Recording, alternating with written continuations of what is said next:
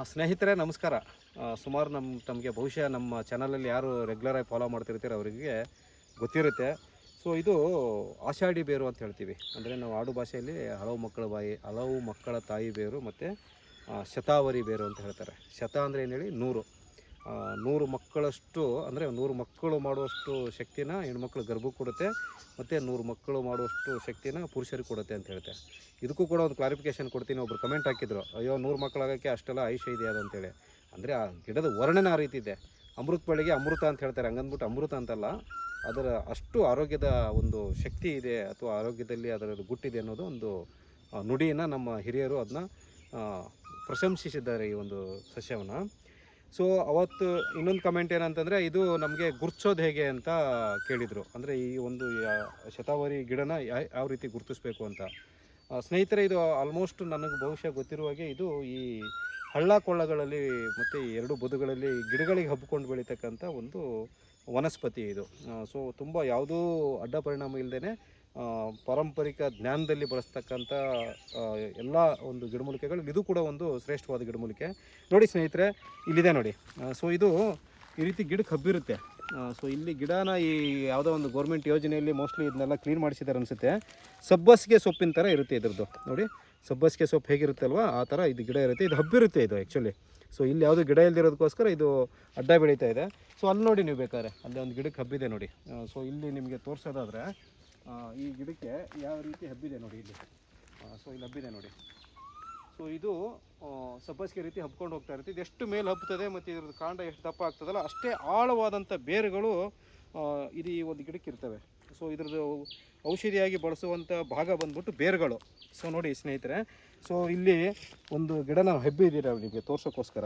So ಇದು ತುಂಬ ಶಕ್ತಿಯುತವಾದಂಥದ್ದು. ಶತ ಅಂದರೆ 100 ಮಕ್ಕಳಾಗುವಷ್ಟು ಶಕ್ತಿನ ನಮ್ಮ ಒಂದು ಈ ಗರ್ಭಕ್ಕೆ ಮತ್ತು ಪುರುಷರಿಗೆ ಕೊಡುತ್ತೆ ಅಂತ ಹೇಳ್ತಾರಲ್ವ. ಸೊ ಆ ಥರದ್ದು ಶಕ್ತಿನ ಯಾವ ರೀತಿ ಬಳಸ್ಬೇಕಂದ್ರೆ ನೋಡಿ, ಇದು ಈ ರೀತಿ ಹರಡ್ಕೊಂಡಿರ್ತದೆ. ಕೆಲವು 1 ಫೀಟ್ ಇರ್ತದೆ, ಕೆಲವೆಲ್ಲ ಒಂದು ಅರ್ಧ ಫೀಟ್ ಇರ್ತದೆ, ಕೆಲವೊಂದು 1.5-2 ಫೀಟ್ವರೆಗೂ ಹರಡ್ತದೆ. ಇದು ಎಷ್ಟು ಮಣ್ಣು ಮೆದುವಿರುತ್ತಲ್ಲ ಅಷ್ಟು ದೂರ ಹೋಗ್ತದೆ ಇದು ನೀರಿನ ಒಂದು ಮಣ್ಣಿನ ಒಂದು ಗುಣಧರ್ಮದ ಮೇಲೆ. ಸೊ ಇದನ್ನು ನಾವೇನಂದರೆ ಗಿಡನ ಕಟ್ ಮಾಡಬಾರ್ದು ಯಾವಾಗಲೂ. ನೋಡಿ ಈ ಥರ ಕಡಲೆಕಾಯಿ ಬಿಡಿಸ್ಕೊಂತಾರಲ್ವ, ಯಾಕೆಂದರೆ ಗಿಡ ಹಾಳಾಗೋಯ್ತು ಅಂದರೆ ಮತ್ತೇನಿಲ್ಲ. ನೋಡಿ ಈ ಥರ ಕಡಲೆಕಾಯಿ ಬಿಡಿಸ್ಕೊಳಕ್ಕೆ ಈ ಥರ ಬೆಗೆದು ನಾವು ಈ ಬೇರನ್ನು ಮಾತ್ರ ಈ ಥರ ಕಡಲೆಕಾಯಿ ಬಿಡಿಸ್ಕೊತೀವಿ ನೋಡಿ ಹೊಲಗಳಲ್ಲಿ, ಆ ರೀತಿ ಬಿಡಿಸ್ಕೋಬೇಕು. ಸೊ ಬಿಡಿಸ್ಕೊಂಡು ಏನು ಮಾಡಬೇಕು ಅಂದರೆ ಇದನ್ನು ಭಾಳ ಮುಖ್ಯವಾಗಿ ಬಳಸೋಕ್ಕಿಂತ ಮುಂಚೆ ಸೊ ನೋಡಿ ಇದರಲ್ಲಿ ಒಂದು ದಾರದ ಥರ ಒಂದು ಇದಿರುತ್ತೆ, ಬೇರೆ ಥರ ನೋಡಿ. ಇದು ಬಳಸಬಾರ್ದು ಆ್ಯಕ್ಚುಲಿ. ಇದನ್ನು ತೆಗೆದು ಇದನ್ನು ನೀವು ಬಿಟ್ಟು ಇದನ್ನು ನೀವು ಸ್ವಲ್ಪ ಸಿಪ್ಪೆ ತೆಗೆದು ಇದನ್ನು ನೀವು ಹಬೆಯಲ್ಲಿ ಬೇಯಿಸ್ಕೊಂಡ್ರೆ ಬೇಗ ಸುಲಿತದೆ ಸಿಪ್ಪೆ. ನೋಡಿ ಇದು ಹೇಗಿದೆ, ತುಂಬ ಅದ್ಭುತವಾದಂಥ ಮೂಲಿಕೆ ಇದು.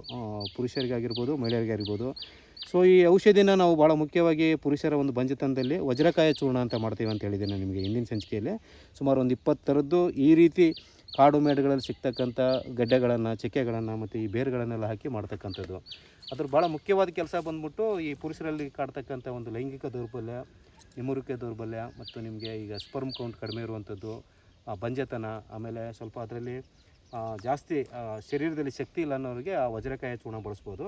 ಸೊ ಈ ಗಿಡಮೂಲಿಕೆ ಜೊತೆಗೆ ಕೆಲವು ಈ ಶಿವಲಿಂಗಿ ಬೀಜ, ಪುತ್ರಂಜೀವಕ ಬೀಜ ಮತ್ತು ಕೆಲವು ಅಶೋಕ, ಲೋದ್ರ ಅಂತೆಲ್ಲ ಬರ್ತವೆ ನಮ್ಮ ಮಹಿಳೆಯರಿಗೆ ಗರ್ಭದ ಆರೋಗ್ಯಕ್ಕೆ. ಅವ್ರಿಗೆ ಗರ್ಭ ಸಂಜೀವಿನಿ ಮತ್ತು ನಾರು ಸಂಜೀವಿನಿ ಅಂತ 2 ಔಷಧಿ ಮಾಡ್ತೇವೆ. ಸೊ ಪುರುಷರಿಗೆ ವಜ್ರಕಾಯ ಚೂರ್ಣ ಅಂತಿರುತ್ತೆ. ಸೊ ನಿಮ್ಮ ಹಳ್ಳಿಗಳ ಕಡೆ ಈ ಆಷಾಢಿ ಬೇರು ಅಂತಲೇ ಕರೀತಾರೆ. ಮತ್ತು ಈ ಥರ ನಾನು ಗಿಡನೂ ತೋರಿಸ್ಕೊಟ್ಟಿದ್ದೇನೆ ನಿಮಗೆಲ್ಲರೂ. ಹೊಲಗದ್ದೆಗಳ ಬದುಗಳಲ್ಲಿ ಇದ್ರುಗಳಲ್ಲಿ ಬಂದರೆ ಇದನ್ನು ಬಳಸ್ಕೊಳ್ಳಿ. ಸೊ ಬಳಸೋ ವಿಧಾನ ಬಂದ್ಬಿಟ್ಟು ಸುಮಾರು ಒಂದು ಒಳಮುಷ್ಟಿ ಅಂದರೆ ಒಂದು 2-3 ಚಮಚದಷ್ಟು ಈ ಒಳಗಡೆ ಈ ಬೇರು ತೆಗೆದಿರೋದು ಕಲ್ಕನ ಹಾಲಿಗೆ ಹಾಕಿ ಚೆನ್ನಾಗಿ ಕುದಿಸ್ಬಿಟ್ಟು ಆ ಹಾಲನ್ನು ಸೋಸ್ಕೊಂಡು ಅದಕ್ಕೆ ಕಲ್ಸಕ್ಕರೆ ತುಪ್ಪ ಹಾಕ್ಕೊಂಡು ನಿತ್ಯ ಕುಡಿತಾ ಬಂದರೆ ಪುರುಷರಲ್ಲಿ ಪುರುಷ ಶಕ್ತಿ ಮತ್ತು ಮಹಿಳೆಯರಲ್ಲಿ ಗರ್ಭಾಶಯದಲ್ಲಿ ಇರ್ತಕ್ಕಂಥ ಎಲ್ಲ ಸಮಸ್ಯೆಗಳು ಕೂಡ ಇದು ರಾಮಬಾಣ ಥರ ಕೆಲಸ ಮಾಡ್ತದೆ ಸ್ನೇಹಿತರೆ. ಸೊ ಈ ಒಂದು ಶತಾವರಿ ಬೇರು ಲಾಸ್ಟ್ ಟೈಮ್ ಸುಮಾರು ಸರಿ ನಮಗೆ ಏನಾಗಿತ್ತು, ಕಮೆಂಟಲ್ಲಿ ಕೇಳಿದರೂ ಕೂಡ ತೋರ್ಸೋಕ್ಕಾಗಿರಲಿಲ್ಲ. ಯಾಕೆಂದರೆ ಸಿಕ್ಕಿರಲಿಲ್ಲ ಅಂತ ಅನ್ನೋದಕ್ಕಿಂತನೂ ನಮಗೆ ಸಮಯದ ಅಭಾವ. ಸೊ ಈಗ ನೋಡಿ ಈ ತೊರೆಯಲ್ಲಿ ಯಾವುದೋ ಗೌರ್ಮೆಂಟ್ ಯೋಜನೆಯಲ್ಲಿ ನಾನು ಹೇಳಿದ್ನಲ್ವ, ಸುಮಾರು ನಿಮ್ಗೊಂದು 100 ಗಿಡ ಇದ್ದಾವೆ. ಒಂದು ಗಿಡದಲ್ಲಿ ಹೆಚ್ಚು ಕಡಿಮೆ ನಿಮ್ಗೊಂದು 2 kg ಅಂದರೆ ಒಂದು 2 ಕ್ವಿಂಟಲ್ ಸಿಗ್ತದೆ. ಸೊ ಹೀಗಾಗಿ ಸ್ನೇಹಿತರೆ, ನೀವು ಪ್ರಕೃತಿನ ನಂಬಿ ಪ್ರಕೃತಿಯಲ್ಲಿ ನೀವು ಲೀನ ಆದರೆ, ಪ್ರಕೃತಿಯಲ್ಲಿ ಮನುಷ್ಯನಿಗೆ ಆರೋಗ್ಯಕ್ಕೆ ಸಂಬಂಧಪಟ್ಟಿದ್ದು ಮತ್ತು ಮನುಷ್ಯ ಜೀವಿಸಲು ಏನೇನು ಬೇಕಲ್ವ ಅದೆಲ್ಲನೂ ಕೂಡ ನಮಗೆ ಭಗವಂತ ಇಟ್ಟಿದ್ದಾನೆ. ಸ್ನೇಹಿತರೆ, ನಾವು ಪ್ರಕೃತಿ ಜೊತೆ ಜೀವಿಸೋಣ.